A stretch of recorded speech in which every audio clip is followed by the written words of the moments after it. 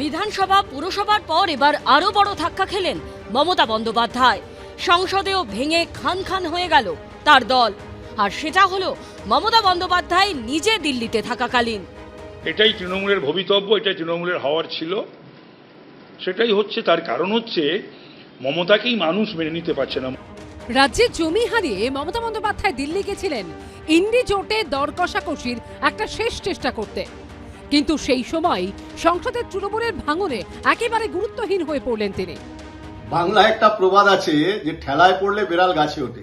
আজকে আপনি কংগ্রেসের হাতে পায়ে ধরছেন। আমরা বলেছিলাম যে তৃণমূল কংগ্রেসকে সর্বভারতীয় ক্ষেত্রে কংগ্রেসের কাছে আত্মসমর্পণ করতে হবে, আজকে করছে। আজকে আপনি ইন্ডিয়া জোটের পাশে দাঁড়িয়ে তার পাপের প্রায়শ্চিত্ত করছেন।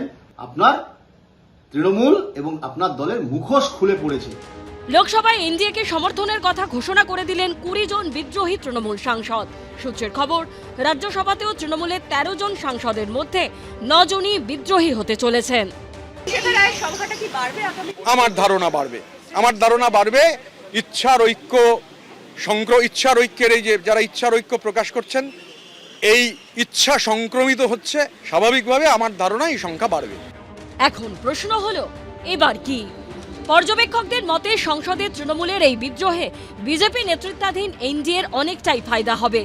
রাঘব চাড্ডা সহ 7 জন সাংসদ আম আদমি পার্টি ছেড়ে বিজেপিতে যোগ দেওয়ার পর রাজ্যসভায় বিজেপি নেতৃত্বাধীন এনডিএর সাংসদ সংখ্যা বেড়ে হয়েছে 145।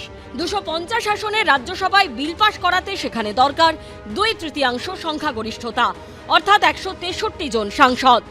বিশেষজ্ঞদের মতে সুখেন্দু শেখর রায়ের পথে হেঁটে তৃণমূলের বিদ্রোহী রাজ্যসভার সাংসদরা ইস্তফা দিলে সেই আসনগুলোতে ফের ভোট হবে। বর্তমানে এ রাজ্যে বিজেপির যা বিধায়ক সংখ্যা, তাতে রাজ্যসভায় সহজেই নিজেদের প্রার্থীকে জেতাতে পারবে বিজেপি। সেক্ষেত্রে 2/3 সংখ্যাগরিষ্ঠতার আরও কাছে পৌঁছে যাবে বিজেপি।